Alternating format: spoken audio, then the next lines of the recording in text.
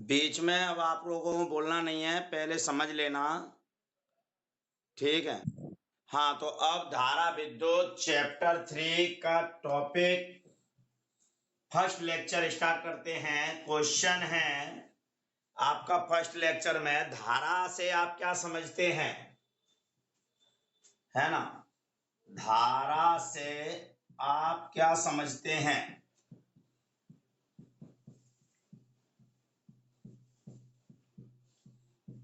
Question है धारा से आप क्या समझते हैं। आप इसको धारा कहते हैं और या धारा विद्युत कह सकते हैं, ठीक है। तो धारा से आप क्या समझते हैं, तो आप लोगों को सबसे पहले मैं बताऊंगा कि धारा होती क्या है। तो धारा को समझने के लिए आप ये देखें कि जब हम I इक्वल टू Q/T लिखते हैं, पहले समझ लो उसके बाद नोट कराएंगे। I इक्वल टू Q/T, इस फॉर्मूले में आवेश प्रवाह की दर को विद्युत धारा कहते हैं। आवेश प्रवाह की दर, टाइम यानी दर, आवेश प्रवाह की दर को विद्युत धारा कहते हैं। आवेश प्रवाह की दर को विद्युत धारा कहते हैं। आवेश प्रवाह की दर को विद्युत धारा कहते हैं। इसे I से प्रकट करते हैं, इसे I से प्रकट करते हैं। इसका मात्रक एम्पियर है। क्या है इसका मात्रक? एम्पियर। तो आप इसमें लिखें आंसर में, किसी चालक में आवेश प्रवाह की दर धारा कहलाती है।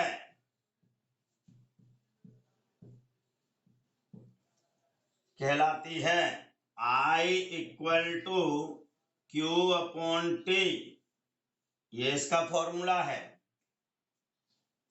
इसका मात्रक एम्पियर है तथा यह एक अदिश राशि है। अदिश राशि है। तो सुनो, ये एक अदिश राशि क्यों है? क्योंकि यह अदिश योगफल के नियमों को फॉलो करती है, सदिश योगफल के नियमों को फॉलो नहीं करती। सदिश योग के नियमों को लागू नहीं करती है, अदिश योग के नियम लागू करती है। बताता हूं कैसे, पहले आप इसे नोट कर लें।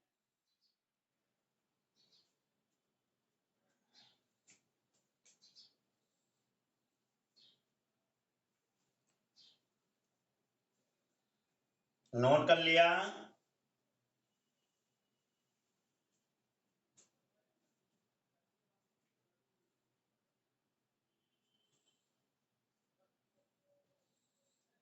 नोट कर लिया?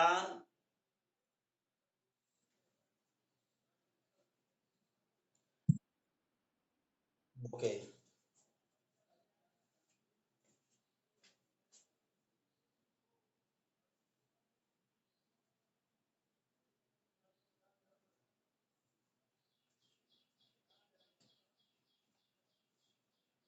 किसी चालक में आवेश प्रवाह की दर को विद्युत धारा कहते हैं।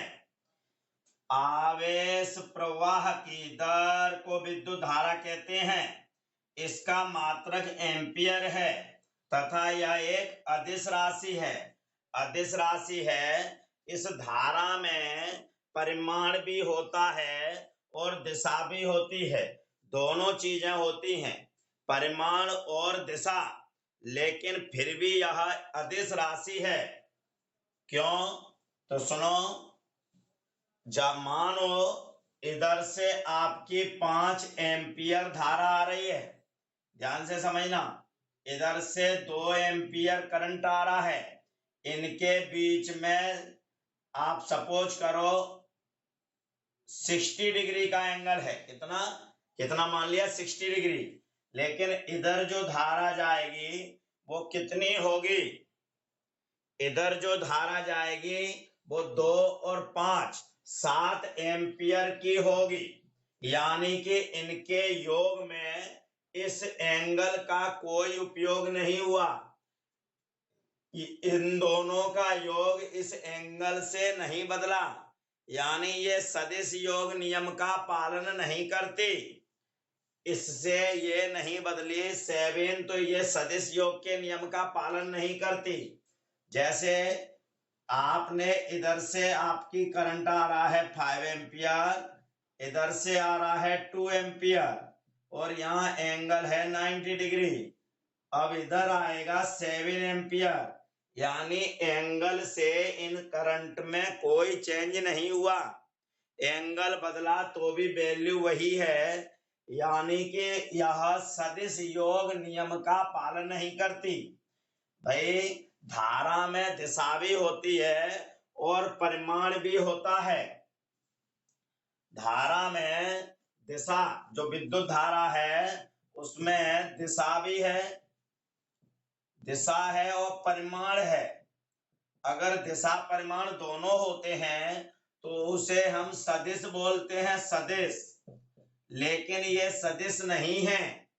क्यों? क्योंकि ये सदिश योग के नियमों का पालन नहीं करती, ये अदिश योग का नियम लगा रही है। 5 और 2 7 हो गए, 5 और 2 7 हो गए, इसलिए ये अदिश राशि है। कैसी राशि है? अदिश, अदिश राशि है। और हाँ, अगर अदिश के अलावा एक और ऑप्शन आता है टेंसर, तो टेंसर तो पहले आपको इसको टिक करना पड़ेगा, क्योंकि सदिश और अदिश, उसके बाद एक नई चीज आती है टेंसर। तो ये एक टेंसर राशि है, लेकिन टेंसर तुम्हारे सिलेबस में नहीं है, तो तुम्हें क्या पूछेगा? वो अदिश, अदिश, तो ये अदिश। अब आपके अगर ये दोनों ऑप्शन में होते हैं तो पहला टेंसर सही है, क्योंकि इसमें दिशा भी है, परिमाण भी है, लेकिन सदिश योग को लागू नहीं कर रही, सदिश योग को लागू नहीं कर रही, तो ये सदिश राशि नहीं है, ये हमारी अदिश राशि है या टेंसर। तो टेंसर तो बिल्कुल सही है, लेकिन ये तुम्हारे सिलेबस में नहीं है। आप जब आगे कंपटीशन की तैयारी करोगे तो कंपटीशन की तैयारी में भी आप सब जगह अदिश ही पढ़ोगे। हाँ, लेकिन अगर एडवांस फिजिक्स पढ़ी या बीएससी वगैरह करोगे तो आपको टेंसर मिलेगी। तो जो धारा है वो एक टेंसर है, टेंसर राशि है। अगर टेंसर ऑप्शन में नहीं आता है तो अदिश है। क्लियर? अदिश राशि है, तुम्हारे सिलेबस में तो अदिश ही है, इसलिए मैंने अदिश ही नोट कराया है। ओके, तो विद्युत धारा एक अदिश राशि है, अदिश। क्लियर? विद्युत धारा एक अदिश है। हम कहते हैं विद्युत धारा ये जा रही है, लेकिन उसमें दिशा भी है, परिमाण भी है, पर सदिश योग के नियम को लागू नहीं करती, सदिश योग के नियमों को लागू नहीं करती। इसको हटा दो, हटा दो। चलो, अब नेक्स्ट नोट पॉइंट में मैं आपको बताना चाह रहा हूं, इसके नीचे नोट पॉइंट लिखना।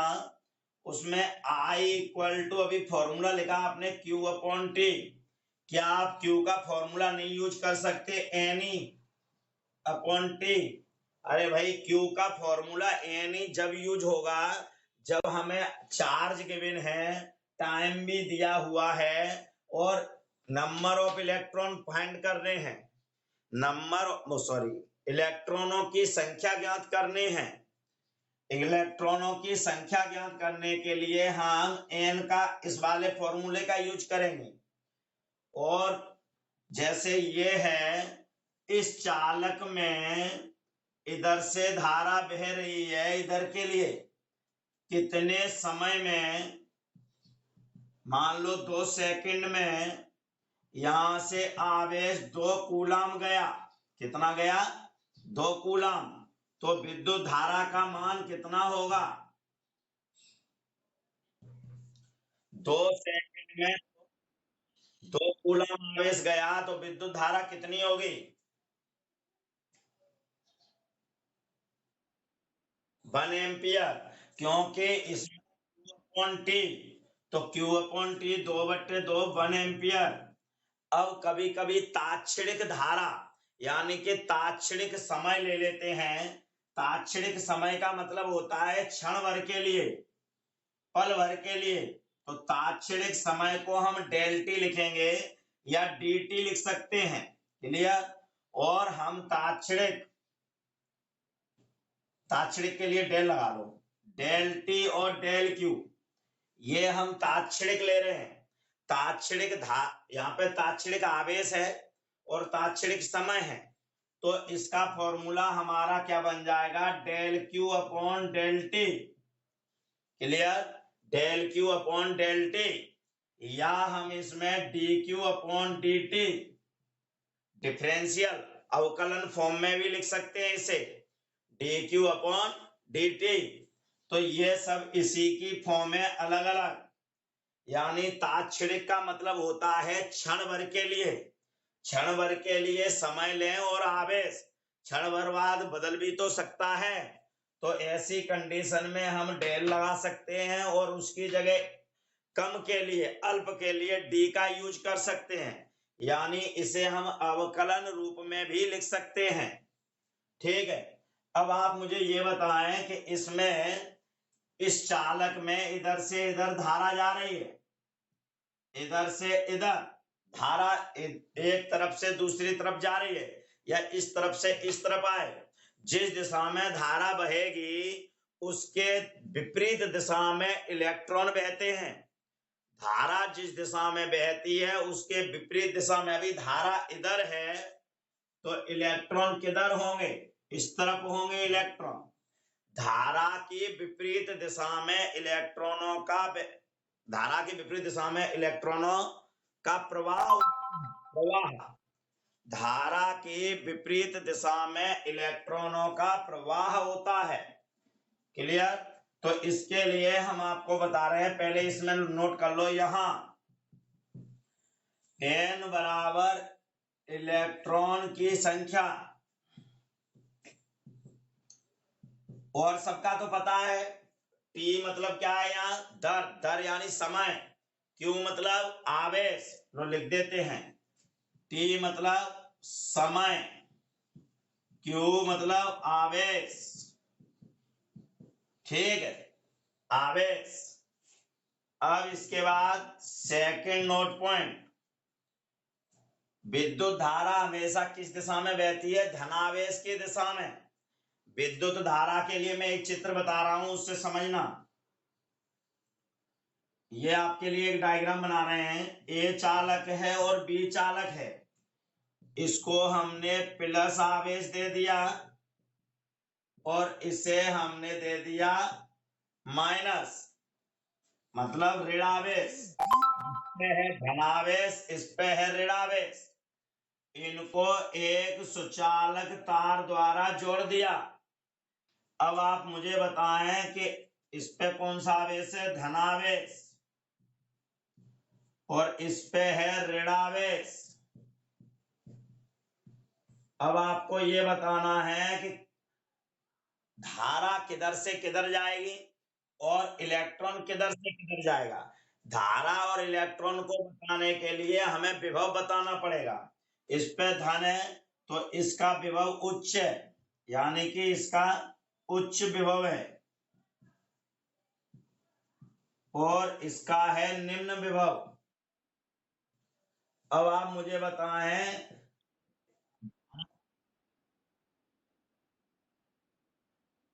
जिधर आवेश जाता है बेटा वही विद्युत धारा की दिशा होती है। यानी इसमें विद्युत धारा जाएगी ए से बी की ओर, और इलेक्ट्रॉन उसके विपरीत दिशा में जाएगा बी से ए की ओर। इलेक्ट्रॉनों का प्रवाह डॉट डॉट डॉट होता है, तो आप उसमें लिखोगे निम्न विभव से उच्च विभव की ओर।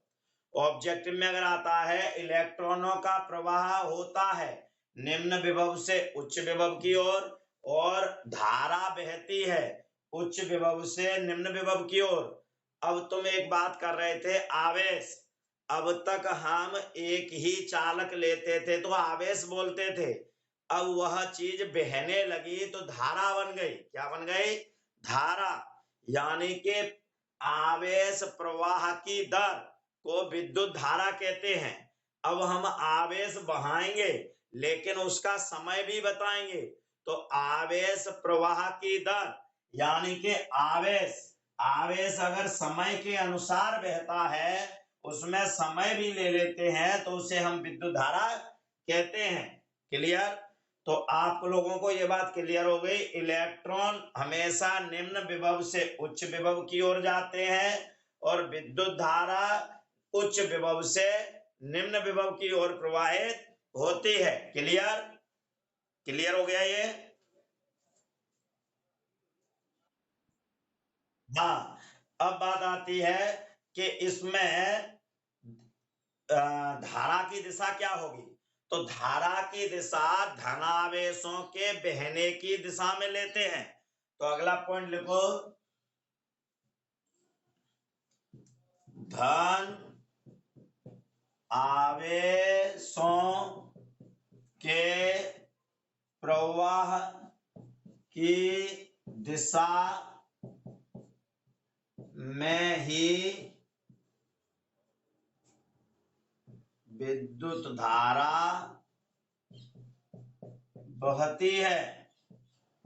बहती है या प्रवाह होता है। क्लियर?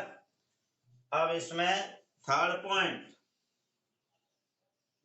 ये नोट पॉइंट ही चल रहा है बेटा, ये डायग्राम नीचे बना लेना। सबसे थर्ड पॉइंट में लिखो, धारा और इलेक्ट्रॉन हमेशा विद्युत धारा की कैसी दिशा में जाते हैं।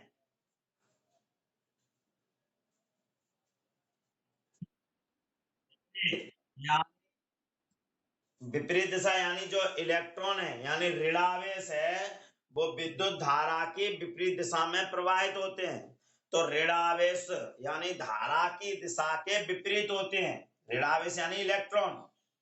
तो यहां लिख देते हैं, इलेक्ट्रॉन।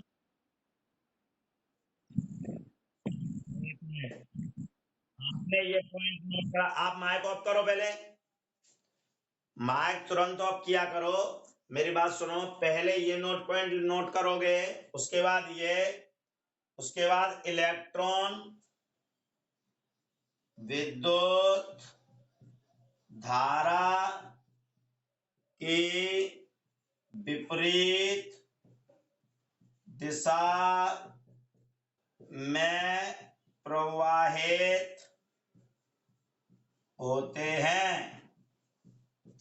और सबसे नीचे ये डायग्राम कर लो इसे नोट पॉइंट में।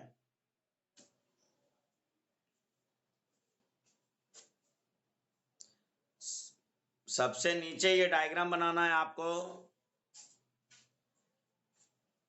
फर्स्ट लेक्चर में आपको इंट्रोडक्शन बता रहे हैं, पूरा धारा से परिचित करा रहे हैं।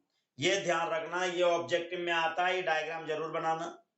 इलेक्ट्रॉन का प्रवाह निम्न विभव से उच्च विभव की होता है। धनावेश विद्युत धारा का प्रवाह उच्च विभव से निम्न विभव की ओर होता है। अब आप इसे नोट कर लिया होगा ऊपर का, नोट कर लो।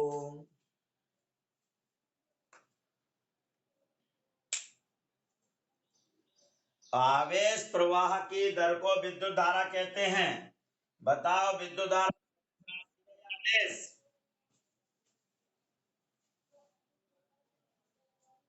विद्युत धारा सदिश राशि है बेटा, या आदेश?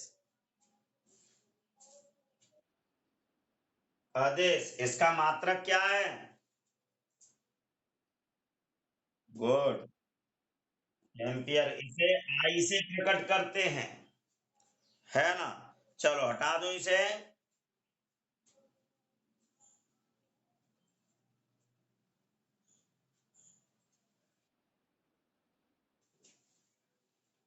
ये डायग्राम, एक मिनट, नहीं मिटा रहे, ये डायग्राम नीचे जरूर बनाना। अगला क्वेश्चन है, जल्दी करो।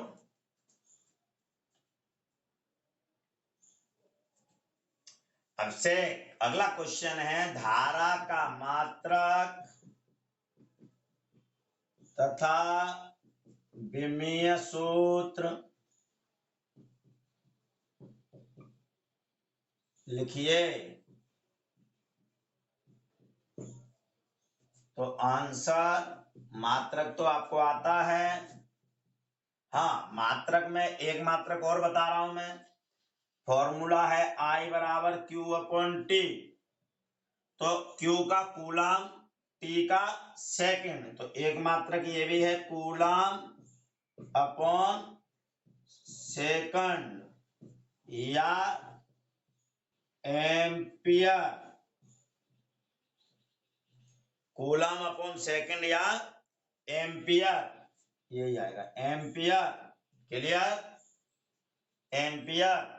और फिर विमीय सूत्र, विमीय सूत्र, तो इसका जो विमीय सूत्र है, इसका विमीय सूत्र एम्पियर के लिए हम ए का यूज करेंगे।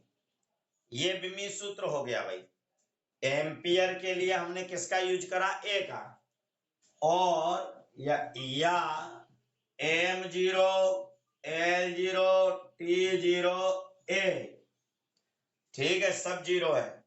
ए एक आपकी मूल राशि है, विद्युत धारा एक मूल राशि है।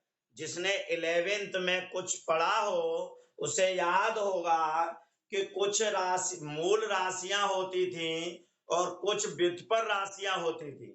ये हमारे उन सातों में एक मूल राशि है, इसलिए इसका विमीय सूत्र ए है, कैपिटल ए। एम्पियर के लिए भी हम शॉर्ट में कैपिटल ए लिख सकते हैं। तो ये वही ए है हमारा, क्योंकि विद्युत धारा एक मूल राशि है। क्लियर? क्लियर?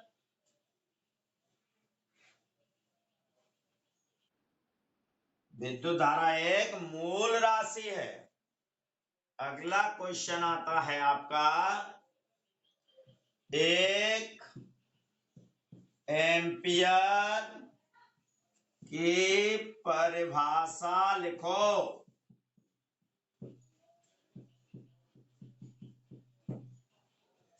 तो आंसर है, आप इसमें क्वेश्चन के अकॉर्डिंग हेडिंग भी डाल सकते हैं। एक एम्पियर की परिभाषा, फॉर्मूला I = Q/T में यदि Q बराबर 1 कूलम,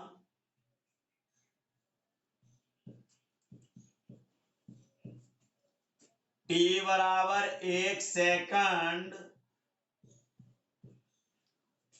हो तो I बराबर 1 एम्पियर।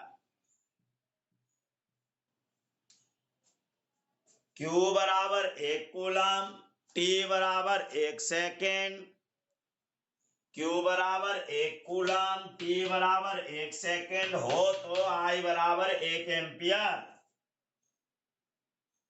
इधर देखो,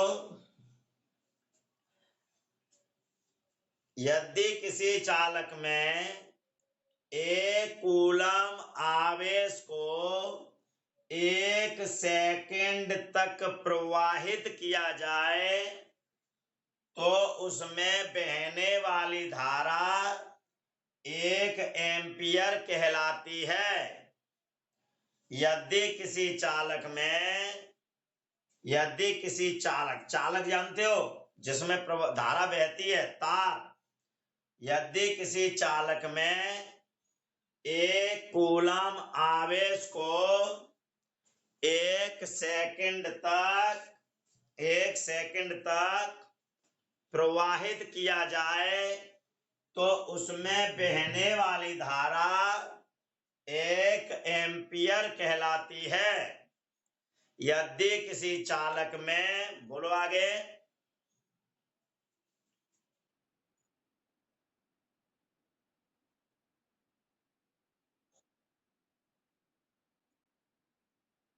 हाँ, और ऐसे भी बोल सकते हैं, यदि किसी चालक में 1 सेकंड में 1 कूलम आवेश प्रवाहित करें तो बहने वाली धारा 1 एम्पियर कहलाती है।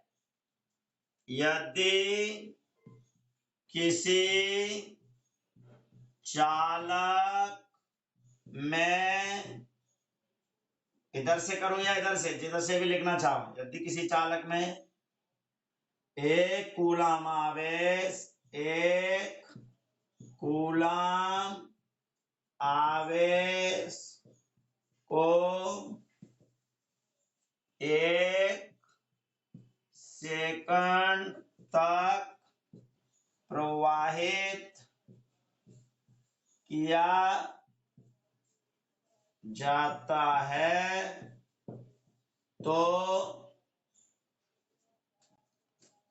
उस चालक में बहने वाली धारा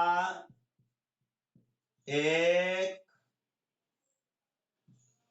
एम्पियर कहलाती है। यदि किसी चालक में 1 कूलम आवेश, Q4 आवेश को 1 सेकंड तक प्रवाहित किया जाता है तो उस चालक में बहने वाली धारा 1 एम्पियर कहलाती है। यहाँ चालक से मतलब परिपथ से है, परिपथ। चलो इसके बारे में बताते हैं, आप इसे नोट कर लें पहले। इस लेक्चर को नोट कर लें पहले, जब तक मैं इसकी 2 बूंद जिंदगी की पिला देते हैं ताकि इसमें जान आ जाए, इस मार्कर में जान आ जाए।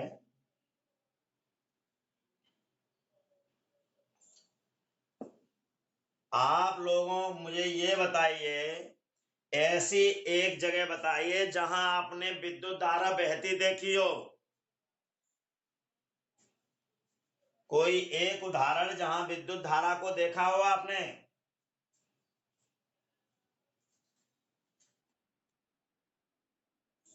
हाँ, आंखों से नहीं दिखता लेकिन अनुभव किया होगा, है ना। और किसी चालक के अंदर यानी किसी परिपथ के अंदर विद्युत धारा जरूर देखी होगी। देखने का मतलब वो चालक होता है। एक शब्द है परिपथ, तो सुनो, परि यानी होता है चारों ओर, पथ यानी रास्ता, चारों ओर धारा बहाने का रास्ता। तो अब हमें मान लो ये चालक दे दिया, अब इसमें धारा बहानी है और इसको पूरा जोड़ना, ऐसा नहीं कि बहा के और बंद।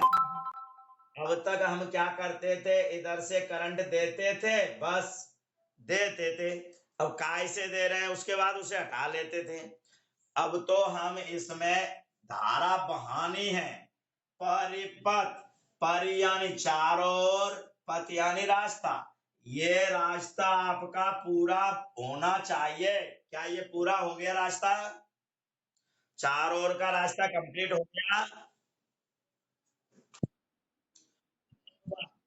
इसमें एक बैटरी या सेल जोड़ देंगे जिससे ये पूरा हो गया और इसमें धारा भी बहने लगी।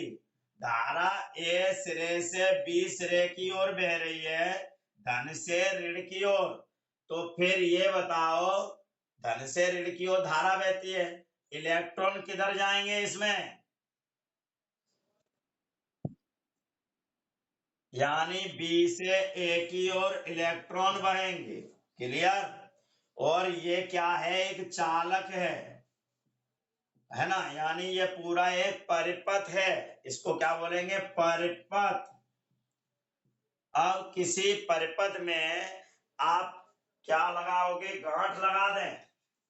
जैसे आपके पास, मैंने ये परिपथ ले लिया, 1 मिनट सॉरी, आपको परिपथ बता रहे थे। ये परिपथ है पूरा तार का। इस तार में अगर हम यहाँ गठान लगा दें तो क्या धारा का मान बदलेगा? बताओ। धारा का मान नहीं बदलेगा। हमने ये गठान लगा दी तो भी उतनी ही धारा आएगी जितने पहले आ रही थी। क्लियर? तो इससे कोई मतलब नहीं रहता है कि आप सोचो, क्योंकि वो अदिश राशि है। ठीक है, तो धारा का मान नहीं बदलेगा। ओके, हटा दो इसे।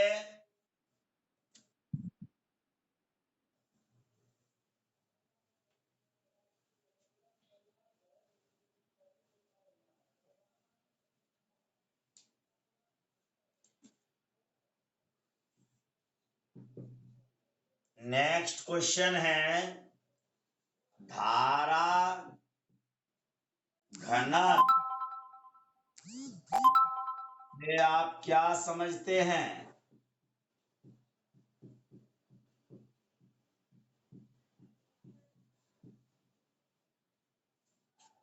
धारा घनत्व से आप क्या समझते हैं? क्वेश्चन नोट करो।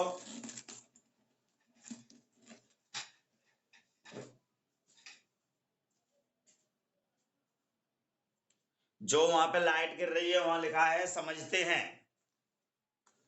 धारा घनत्व से आप क्या समझते हैं? चलो, फॉर्मूला देखो। J equal to I upon A। I mean, I मतलब एम्पियर, और A मतलब, हाँ हाँ, वो सॉरी, विद्युत धारा। और A मतलब, A का मतलब यहाँ क्षेत्रफल है। एम्पियर एक मात्रक है, इसे फॉर्मूलों में नोट नहीं करेंगे। इसलिए मैं आपसे पूछ रहा था कहीं आप एम्पियर नहीं समझे। हाँ, क्षेत्रफल। तो किसी चालक से प्रति, प्रति मतलब अपॉन, प्रति एकांक क्षेत्रफल, प्रति एकांक क्षेत्रफल, प्रति, प्रति का मतलब है अपॉन, किसी चालक से प्रति एकांक क्षेत्रफल, किसी चालक से प्रति एकांक क्षेत्रफल में बहने वाली धारा, प्रति एकांक क्षेत्रफल में बहने वाली धारा को धारा घनत्व कहते हैं। लेकिन क्षेत्रफल कैसा होना चाहिए? अनुप्रस्थ काट का। ये अनुप्रस्थ काट कैसी होती है? ये आपका तार है और ये तार है, मान लो ये तार है, ये जो काट है ये अनुप्रस्थ काट है, यानी बिल्कुल खड़ी। तो तार के अनुप्रस्थ काट, कैसी काट होनी चाहिए? अनुप्रस्थ काट। इस सिरे को हम अनुप्रस्थ काट का क्षेत्रफल कहेंगे, इस सिरे को भी हम अनुप्रस्थ काट का क्षेत्रफल। अनुप्रस्थ का मतलब होता है बिल्कुल खड़ी काट। क्लियर? तो अब आप सुने, यदि किसी चालक के प्रति एकांक,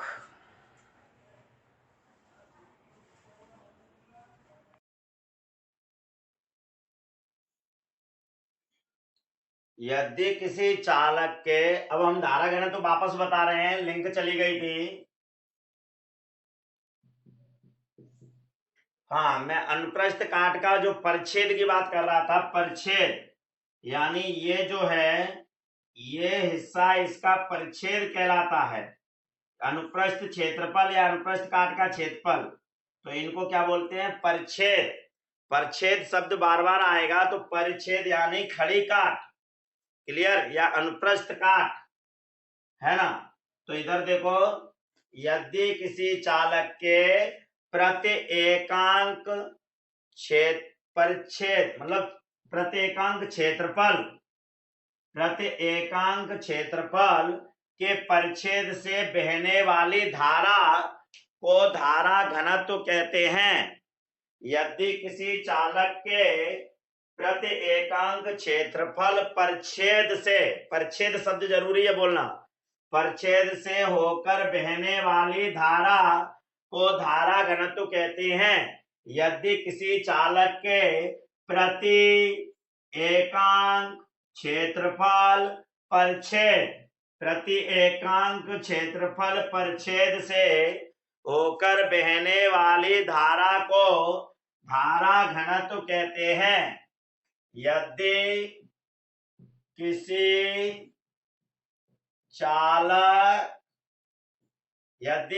चालक आगे बताओ क्या लिखूं, बोलो आगे क्या लिखें। हाँ, यदि किसी चालक के प्रति एकांक क्षेत्रफल परिच्छेद से होकर बहने वाली धारा को हटा दो, इसे नीचे लिख देंगे, नोट कर देंगे नीचे। धारा को धारा घनत्व कहते हैं। इसे कैपिटल जे से प्रकट करते हैं। ये रहा जे।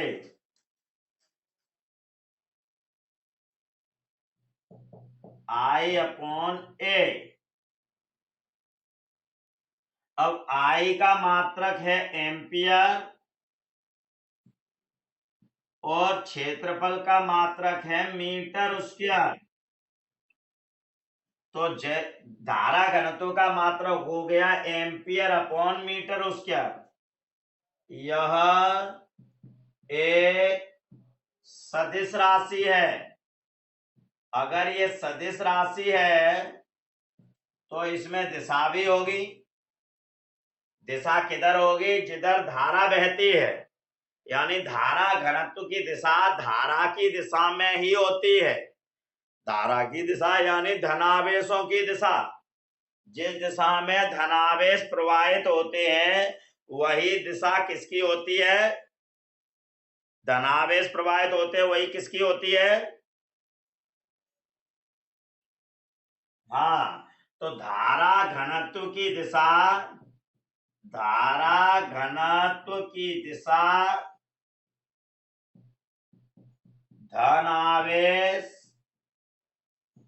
आवेशों की दिशा में होती है।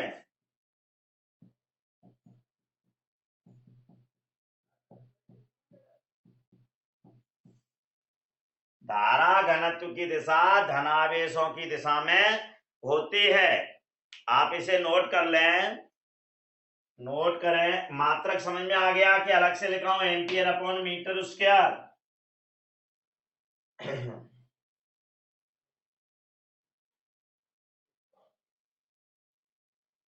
धारा घनत्व से आप क्या समझते हैं? इधर देखो, किसी चालक में प्रति मतलब अपॉन प्रति एकांक क्षेत्रफल परिच्छेद से होकर बहने वाली धारा को धारा घनत्व कहते हैं। इसे इस कैपिटल जे से प्रकट करते हैं। यह एक सदिश राशि है। सदिश है तो इसकी दिशा, धारा घनत्व की दिशा धन आवेश की दिशा में होती है। यानी विद्युत धारा जिस दिशा में बहती है वही धनावेश की दिशा होती है। इसका मात्रक एम्पियर अपॉन मीटर स्क्वायर है। हाँ, इसका विमीय सूत्र और लिख लो। विमीय सूत्र तो देखो बेटा, इधर विमीय सूत्र I का विमीय सूत्र क्या होता है? I का A और A का मीटर यानी लेंथ L स्क्वायर। तो इनको मिलाएंगे तो क्या बन गया? AL-2 है ना। M0 ये या है या, अरे भाई या। M0 L माइनस 2 T0 A। क्लियर? ए पे 1 पावर है 1। क्लियर? M0 इनको लाइन से लिखते हैं। कुछ बच्चों को ये बिमी सूत्र बहुत खतरनाक लगते हैं, तो मैं आपको बता दूं कि 11th में आप लोगों ने नहीं पढ़ा है, इसलिए जिसने 11th में देखा है उसे मालूम है कि पहले M मतलब मास, L मतलब लेंथ लंबाई, मास मतलब द्रव्यमान, लंबाई, T4 टाइम, इनका मतलब द्वारा बताऊं, M द्रव्यमान, L लंबाई, T टाइम और A है विद्युत धारा। अब यहाँ पे M है नहीं, द्रव्यमान नहीं है तो 0 लगा दिया, लंबाई है तो लंबाई को ऊपर ले गए तो L माइनस 2 T0 A1। ये इसका विमी सूत्र है। ये कहां से आया? I की जगह पे हमने A रख दिया एम्पियर, क्षेत्रफल की जगह पे L स्क्वायर, क्योंकि क्षेत्रफल, इधर समझ लो इसे, क्षेत्रफल का फॉर्मूला होता है लंबाई गुणित चौड़ाई। अब इसकी विमा, लंबाई की विमा भी L है, चौड़ाई की विमा भी L है, तो ये L स्क्वायर हो गया। ऐसे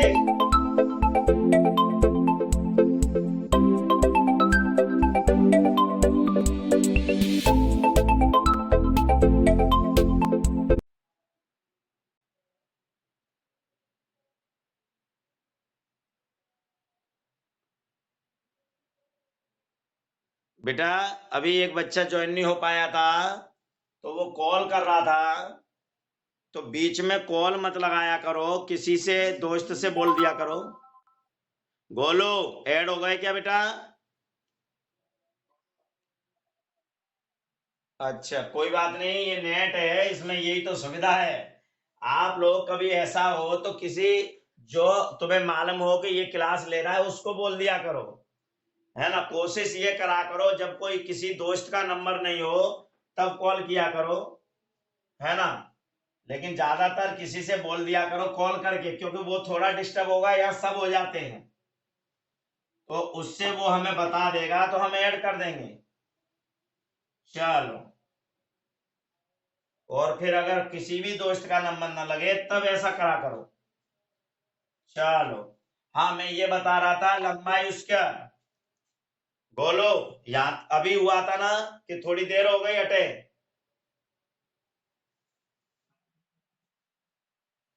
चलो, तो अभी ये समझ में आ गया विमी सूत्र।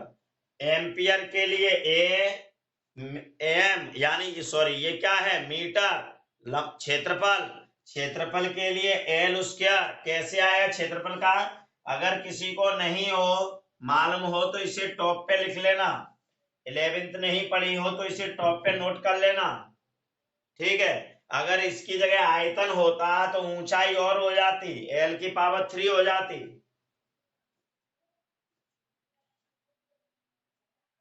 बोलो।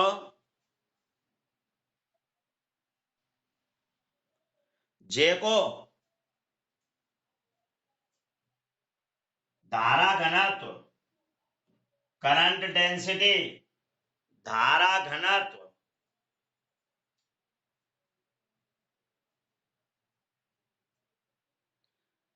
क्या बेटा?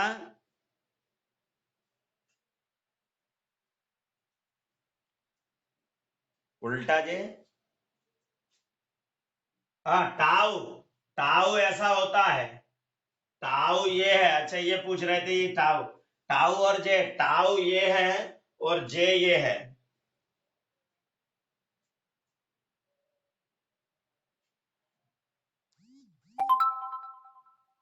हटा दो इसे।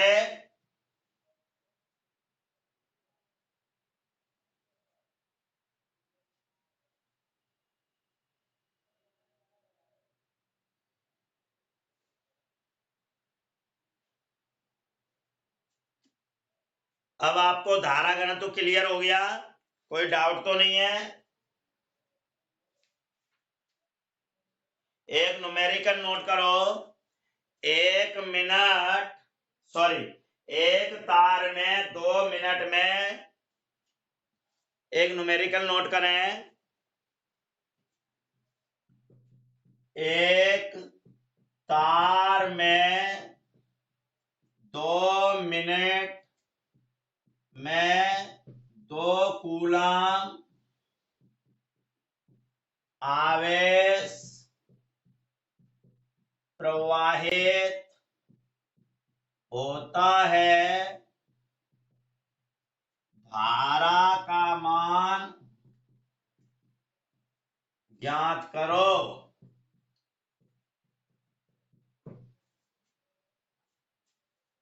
अभी सब लोगों को आंसर निकालने दो। धारा का मान, उस तार में धारा का मान ज्ञात करना है।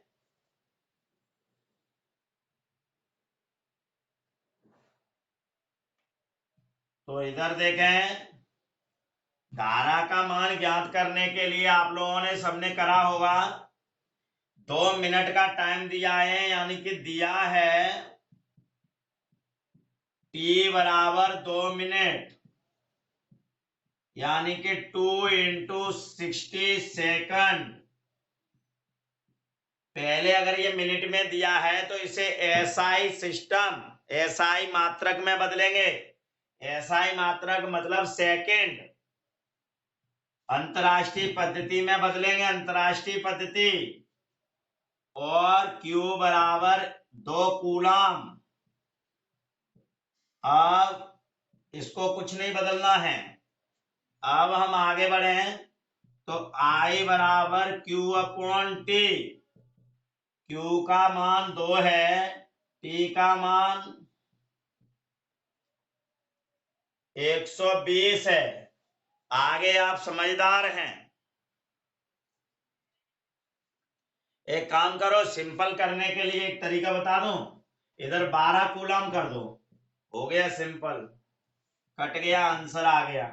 क्योंकि अभी एकदम डिवाइड करने में दिक्कत आ रही हो तो 12 कूलम कर दो, 0.1, मतलब आपको दोनों समझ में आ गए, 2 कूलम और 12 कूलम, 2 से भी काट सकते थे और 12 से भी। एम्पियर। क्लियर? क्लियर?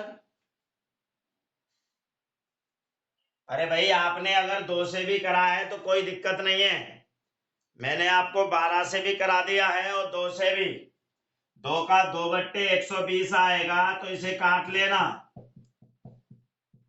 जो अभी किसी बच्चे ने बोला था 1/60 एम्पियर, भाग दे देना इसका, और 12 से ये आ जाएगा। ऐसा मैंने क्यों करा, डिजिट क्यों बदली? क्योंकि 12 से और 2 से 2 सवाल थे तो एक ही हो गया। आपको 2 का भी समझ में आ गया और 12 के भी। डिजिट चेंज होने से कोई दिक्कत नहीं होती है। आगे बढ़ाए।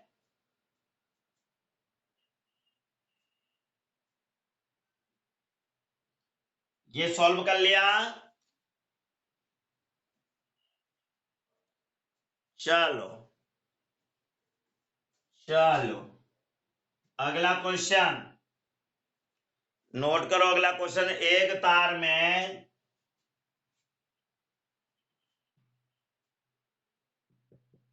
एक तार में 1.5 एम्पियर की धारा बह रही है।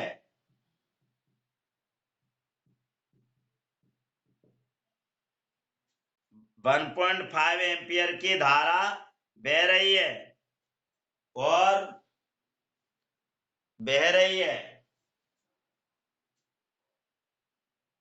बह रही है। कितने समय तक बहाए इसे? 1 मिनट लिख लेते हैं। एक तार में 1.5 एम्पियर की धारा 1 मिनट तक बह रही है। 1 मिनट तक, 1 मिनट तक बह रही है।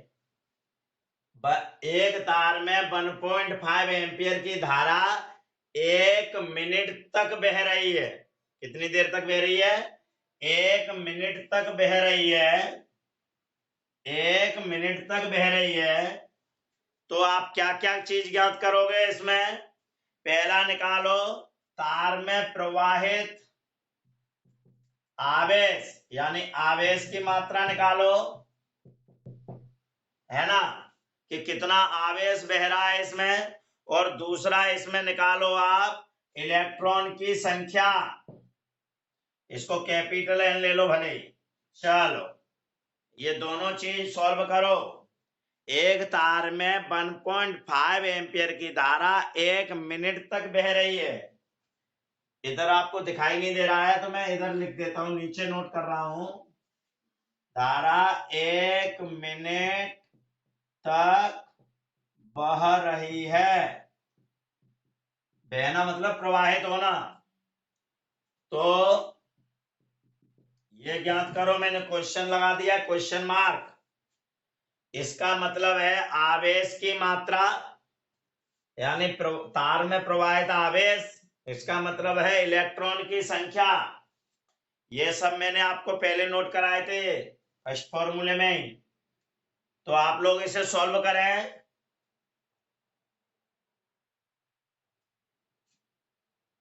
चलो आंसर मिला लेना जिसने सॉल्व करा है। आपको I इक्वल टू गिवन है, दिया है 1.5 ampere, T equal to 1 minute. 1 minute का मतलब होता है 60 सेकंड। अब हमें फर्स्ट पॉइंट है Q। Q equal to formula होगा I into t, 1.5 into 60, 90 coulomb. आपने I की वैल्यू पुट कर दी और T की वैल्यू पुट कर दी, आंसर आ गया। नेक्स्ट है नंबर ऑफ इलेक्ट्रॉन, यानी कि इलेक्ट्रॉन की संख्या। इलेक्ट्रॉन की संख्या निकालना है अर्पिता, इलेक्ट्रॉन की संख्या। क्या करें क्या करें, बोलो कौन सा फॉर्मूला। हमारे पास Q भी है तो निकाल दो, Q बराबर NE। Q की जगह पे हम रख, इससे N, कैपिटल N लिया है तो capital N equal to Q upon E। Q की जगह पे आएगा 90। E की वैल्यू फिक्स है बेटा, याद है किसी को, बोलो। Good good good. 1.6 into 10 to the power minus 19 coulomb. ये वैल्यू यहां रखते हैं, 1.6 into 10 to the power minus 19। आप सॉल्व करें, पॉइंट हटाएंगे तो 0 आ जाएगी। 900 अपॉन 16 10 टू द पावर 19, इसको ऊपर ले गए, प्लस की हो गई। संदीप 16 की टेबल आती है, 16 का पहाड़ा आता होगा, तो इसका इसमें डिवाइड करो। चलो मैं बताता हूं, 16 पंजे कितने होंगे, आप पूरा सॉल्व कर लो, इधर सॉल्व कर लो।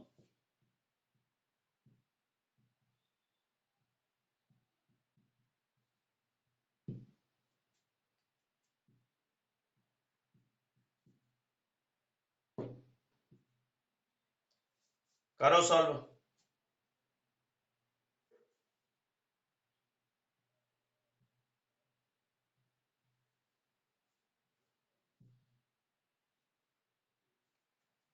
Five 6.25 into 10 to the power 19, इतने इलेक्ट्रॉन आ गए। लेकिन हम पॉइंट को 1 डिजिट बाद शो करते हैं, तो ये भी नोट कर सकते हैं, 5.625 into 10 to the power 20।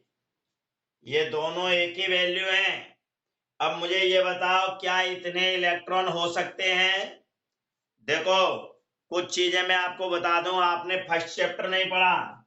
Electron को कभी भी अनिश्चित रूप से नहीं बांट सकते, यानी या तो एक इलेक्ट्रॉन होगा या 2 इलेक्ट्रॉन होंगे या 3। इलेक्ट्रॉनों को एक फिक्स अमाउंट में, यानी कि एक सही मात्रा 1 2 3 पूर्ण रूप से ही बांट सकते हैं।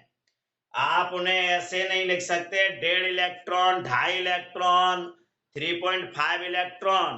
क्लियर? तो जब पॉइंट में हम नहीं लिख सकते तो आप ये बताओ क्या इतने इलेक्ट्रॉन उस तार में हो सकते हैं?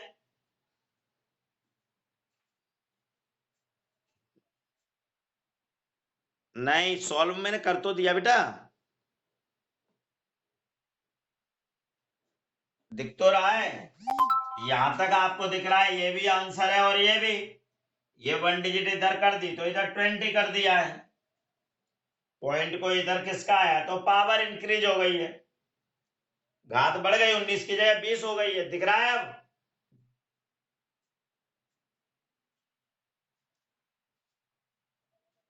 क्या हुआ?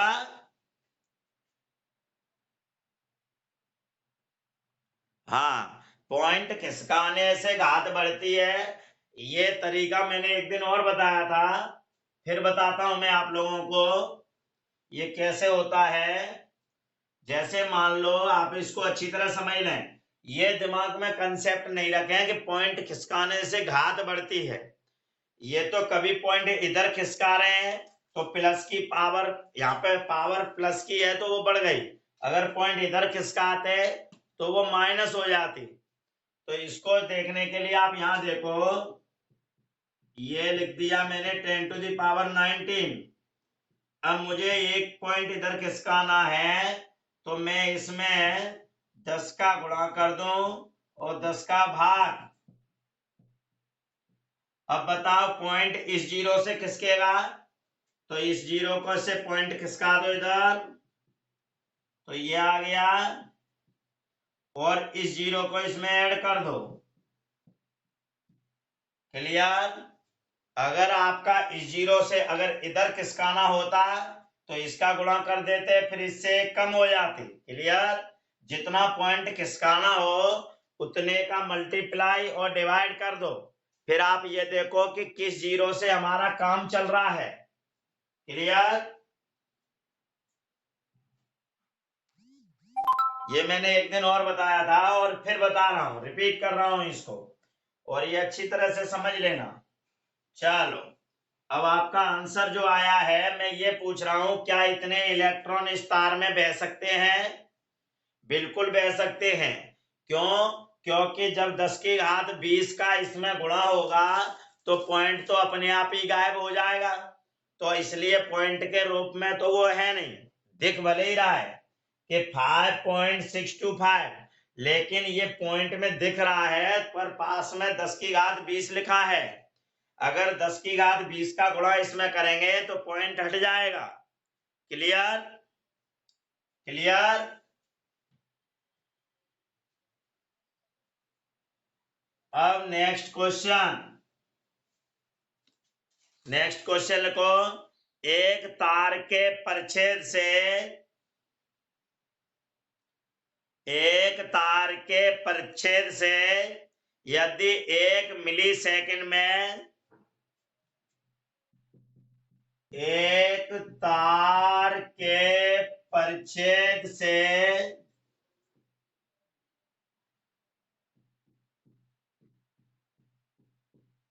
1 मिली सेकंड में, मिली सेकंड को इधर लिख रहा हूं तो दिखता नहीं है, 1 मिली सेकंड में, 1 मिली सेकंड में 10 की घात 6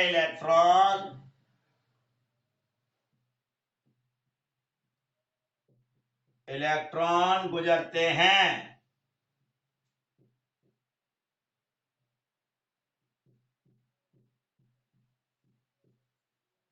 1 मिली सेकंड में 10 की घात 6 इलेक्ट्रॉन गुजरते हैं,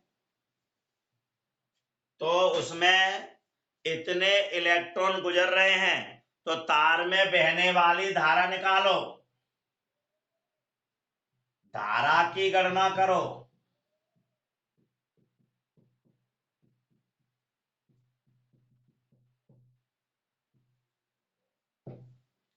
करो इसे सॉल्व। आप इसमें फॉर्मूला बताएं कौन सा यूज होगा।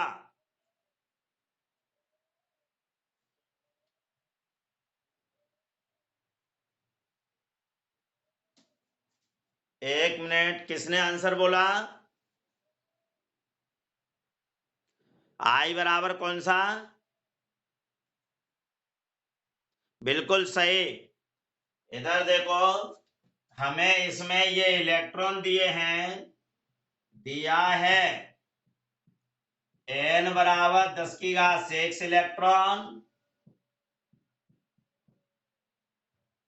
t बराबर 1 मिली सेकेंड, मिली का होता है 10⁻−3, मिली को 10⁻−3, और फॉर्मूला है I = NE/T।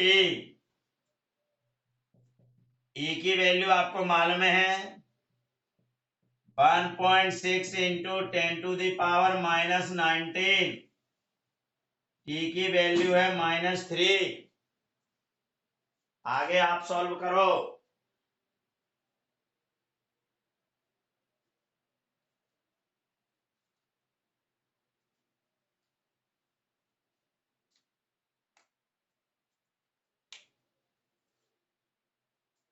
आंसर आया किसी का बेटा?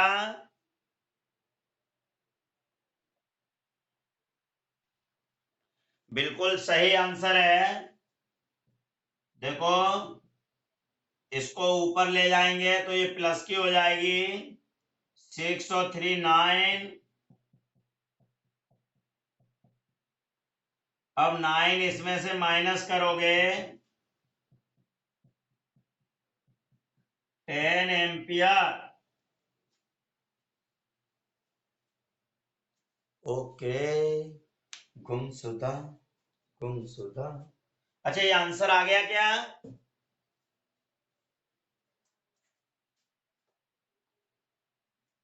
चलो, नेक्स्ट न्यूमेरिकल।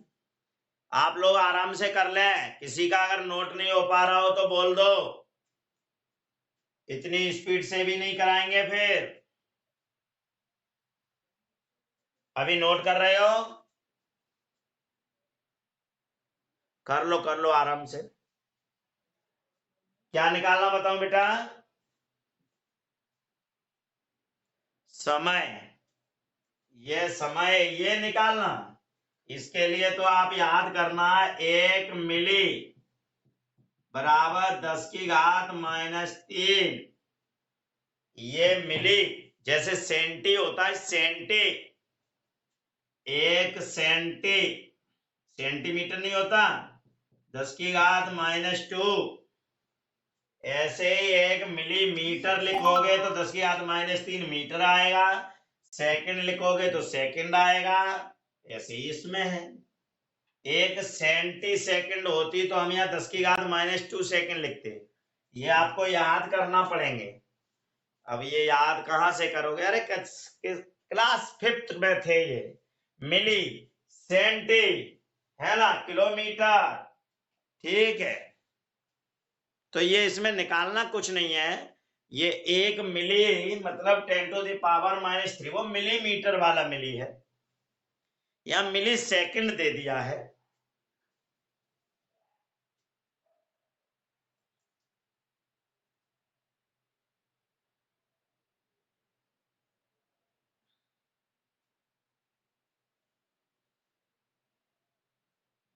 नोट कर लिया दुष्ट राक्षस प्राणी?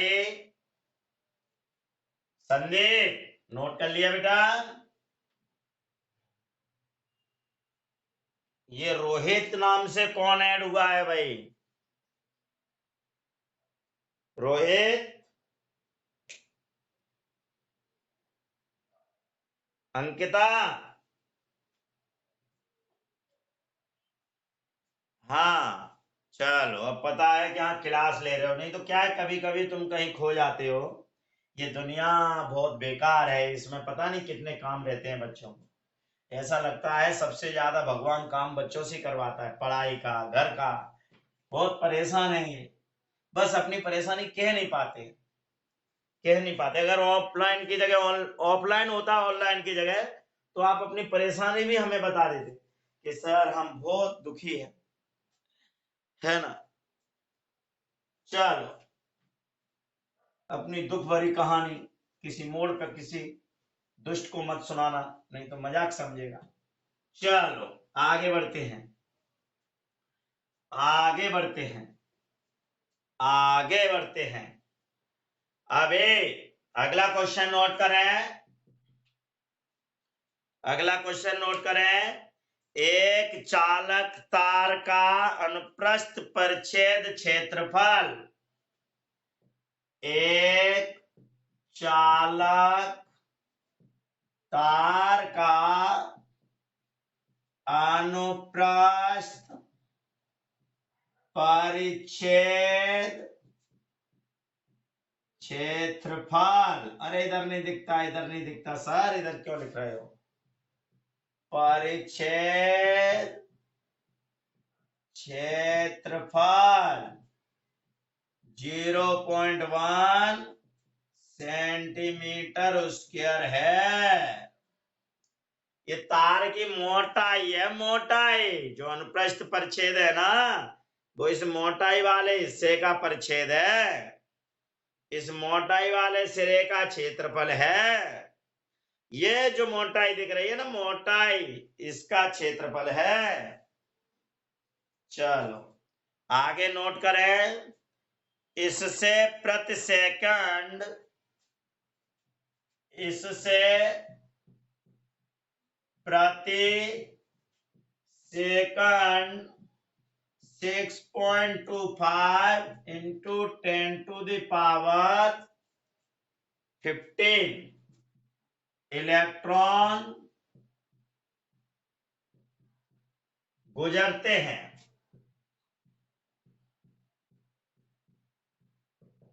इतने इलेक्ट्रॉन भैया इससे गुजर रहे हैं। तो आप क्या ज्ञात करोगे? ज्ञात कीजिए। नंबर 1 विद्युत धारा, विद्युत धारा यानी तार में बहने वाली धारा, और नंबर 2 धारा घनत्व निकाल।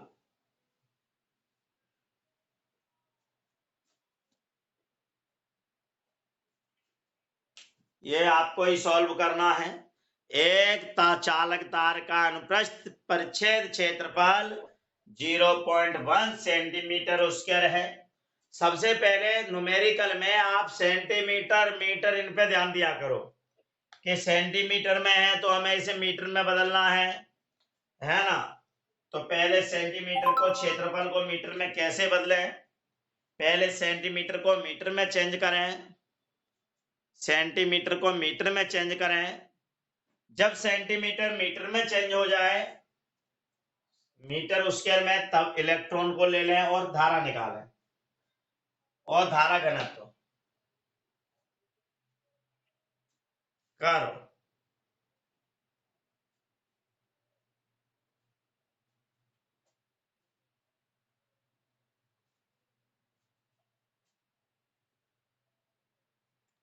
इसमें कोई ये बताओ टाइम कितना दिया है? 1 सेकेंड। गुड, यहां से है टाइम।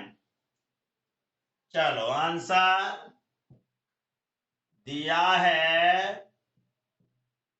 क्षेत्रफल A बराबर 0.1 सेंटीमीटर स्क्वायर। तो सेंटीमीटर को मीटर में बदलना है, 10 की घात -2।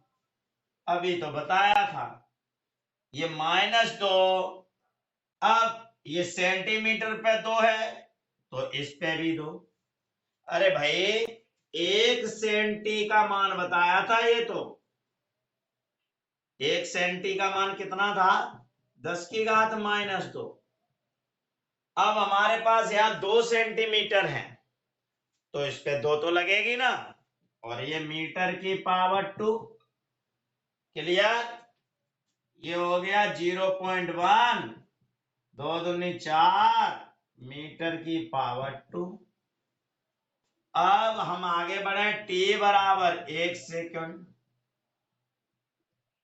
फॉर्मूला I बराबर n, अरे इसको लिख लो n को, एन बराबर 6.25, कैपिटल एन लो या स्मॉल एन, ये तो आपके अकॉर्डिंग है, आप कैसी एन लोगे, है ना। तो ये 10⁻15 इलेक्ट्रॉन। फर्स्ट क्वेश्चन है I equal to n e upon t. N की वैल्यू है 6.25 इंटू 10⁻15, 1.6 इंटू 10⁻19 अपॉन 1। सर इतने लंबे लंबे मल्टीप्लाई करो। 16 5 जा मतलब 16 पंजे 80, 16 दूनी 32 और 8 40, 16 छक्के 96 और 4 100, 1 2 3, 1 2 3 या पॉइंट, 15 और 19। इसमें ये बताओ क्या मैंने सब सही करा है? हाँ, ये -19 है, तो 19 में से 15 गए तो कितना बचेगा? -4। अब यहाँ आया 10 इंटू 10 की घात -4, क्यों 4 ही बचेंगे? आप लोग बताएं, 4 ही बचेंगे। अब इस पे 1 है, 4 में से 1 गए तो 10 की घात -3 एम्पियर, या क्या या अरे इसको मिली में भी लिख सकते हैं। अगर इसे मिली में लिखोगे तो कितने मिली होंगे? 1 मिली एम्पियर, 1 मिली एम्पियर। इसको 10 की घात -3 मिली होता है, मिली अभी बताया था। 1 बराबर कितने होते हैं? 10 की घात -3। क्लियर हो गया ये?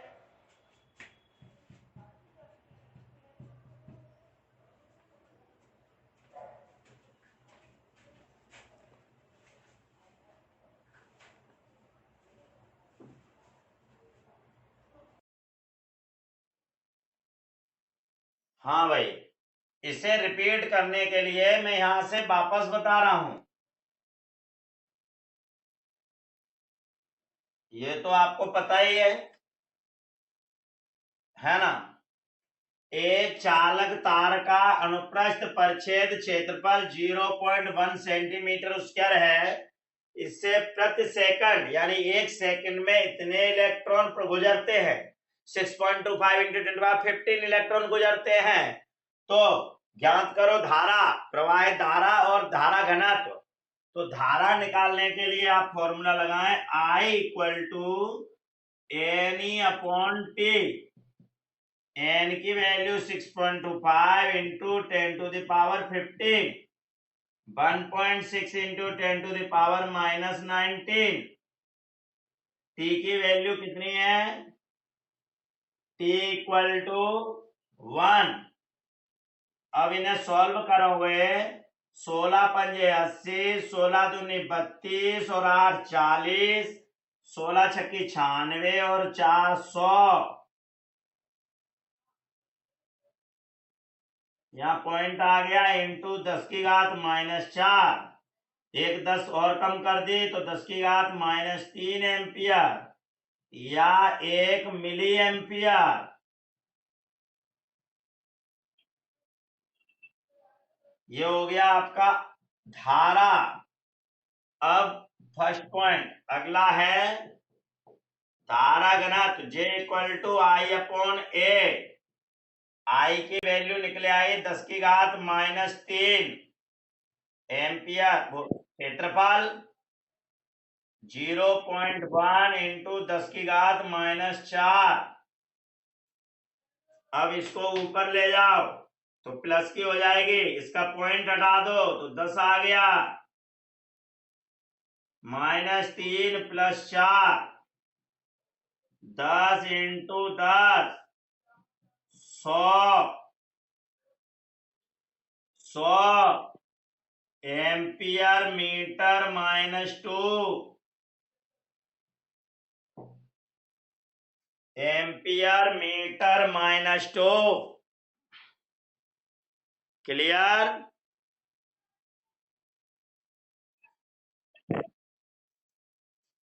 चलो आज इतना ही होगा। नेक्स्ट टर्न से आपका इसको लेके कुछ क्वेश्चन आपसे पूछे जाएंगे। हम आप लोगों के साथ कौन बनेगा करोड़पति अमिताभ बच्चन की तरह खेलेंगे। आप उसके लिए पूरी तैयारी कर लें इस टॉपिक से रिलेटेड। हाँ, इसमें ये ध्यान रखें कि अगर मैं बोलूं कि 1 सेकंड में, चलो मैं आपसे पूछ ही लेता हूं, ये हो गया क्या?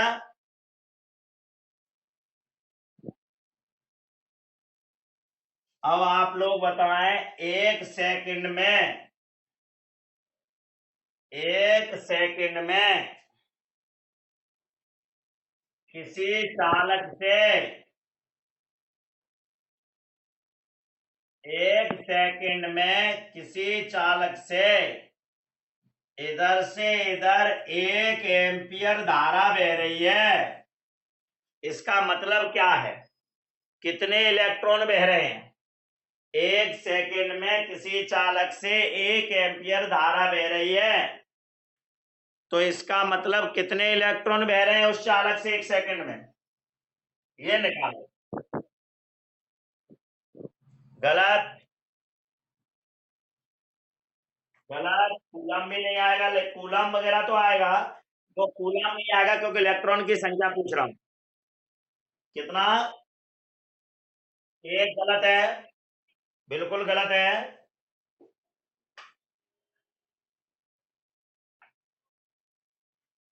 मुझे इलेक्ट्रॉन की संख्या बताएं।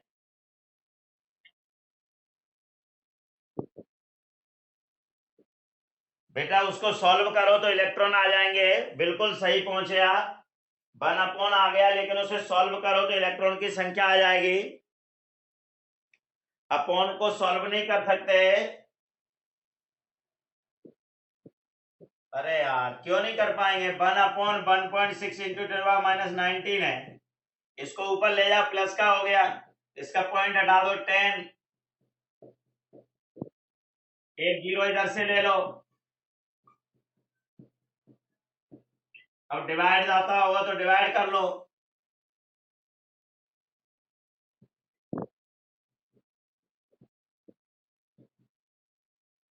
अरे क्या नहीं हो सकता है? सब कुछ हो सकता है अगर आप करो।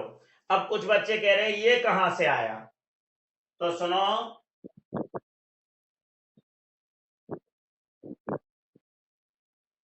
यहां, अबे दोस्त, दुष्ट राक्षस प्राणी, 16 के पाड़े में 100 आता है 6 बार, 16 छक्की 96।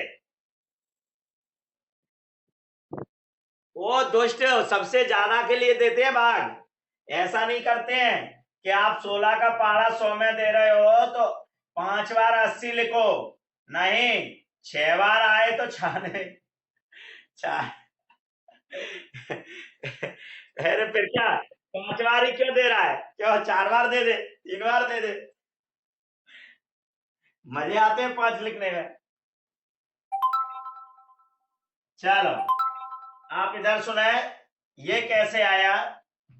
अगर आपसे 1 एम्पियर की धारा कहें कि 1 एम्पियर की धारा बह रही है चालक में, तो इसका मतलब है इतने इलेक्ट्रॉन प्रवाहित हो रहे हैं। इसे मैं समझा रहा हूं।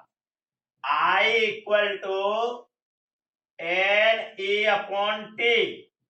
एक N E की जगह 1.6 1, ये इधर चला गया 1/1.6 10⁻19। क्लियर? क्लियर?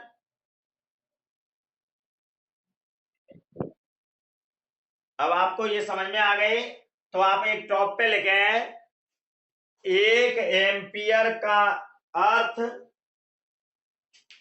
1 एम्पियर का अर्थ 6.25 इंटू 10⁻18 इलेक्ट्रॉन प्रवाहित होना है। 1 एम्पियर का अर्थ, 1 एम्पियर का अर्थ मतलब अर्थ समझ गए ना, तात्पर्य। 1 एम्पियर का अर्थ 6.25 इंटू 10⁻18 इलेक्ट्रॉन का प्रति सेकंड जरूर लिखना, का प्रति सेकंड प्रवाह होना है। 6.25 इंटू 10⁻18 इलेक्ट्रॉन का प्रति सेकंड प्रवाह होना है, प्रति सेकंड प्रवाह होना है। फिर बोल रहा हूं, 1 एम्पियर का अर्थ 6.25 इंटू 10⁻18 इलेक्ट्रॉन का प्रति सेकंड प्रवाह होना है। क्लियर?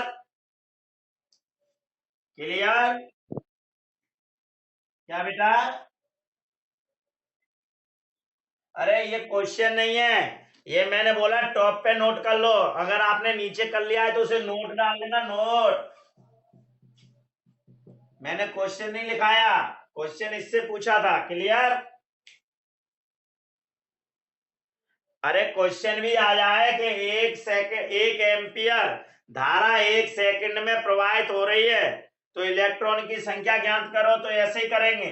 क्लियर? मैंने नोट लिखाया था, 1 एम्पियर धारा का अर्थ 6.25 इंटू 10⁻18 इलेक्ट्रॉन का प्रवाह प्रति सेकंड प्रवाह होना है। ओके? अगर आपको दिक्कत आए तो आप सॉल्व कर लेना इसे। ओके? मेरी बात समझ गए? आपको मैंने ऑब्जेक्टिव के लिए नोट करा दिया, लेकिन अगर आपको नहीं आता तो मैंने सॉल्व भी कराया था, आप करके देखना। मैं क्लास ऑफ कर रहा हूं।